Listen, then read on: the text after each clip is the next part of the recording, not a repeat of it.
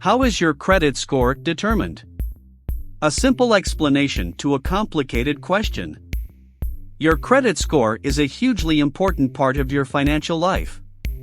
From credit cards to mortgages, it can decide whether you get approved and how much you'll pay in interest if you do.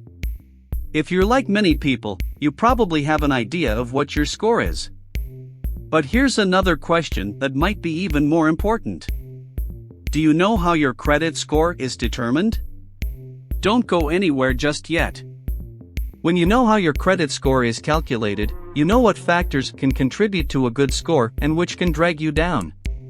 While not everything is available to the public, the two companies that produce the most common credit scores, FICO and VantageScore, provide general guidelines about what they use to determine your score. Here's what we know. How is your credit score determined? Your credit score is determined using a mathematical formula called a scoring model. The two most common scoring models were developed by FICO and VantageScore. Each produces its own score, a FICO score and a VantageScore. To calculate your score, FICO and VantageScore look at your credit report. They use the data to produce a number between 300 and 850, with a higher number indicating greater confidence in you as a borrower. When you apply for a loan or credit card, many lenders will look at this number. A higher score will count in your favor, allowing a better chance you'll be approved and receive an optimal interest rate. FICO and Vantage scores are calculated differently.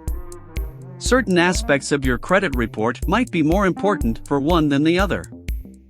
FICO is the most common scoring model. VantageScore might be used for borrowers with newer or dormant credit histories. How is your FICO score determined? FICO uses 5 main categories of data from your credit report to determine your score. Each category is assigned a different value, with some contributing to your score more than others. The categories are: payment history, amounts owed, length of credit history, credit mix, new credit history.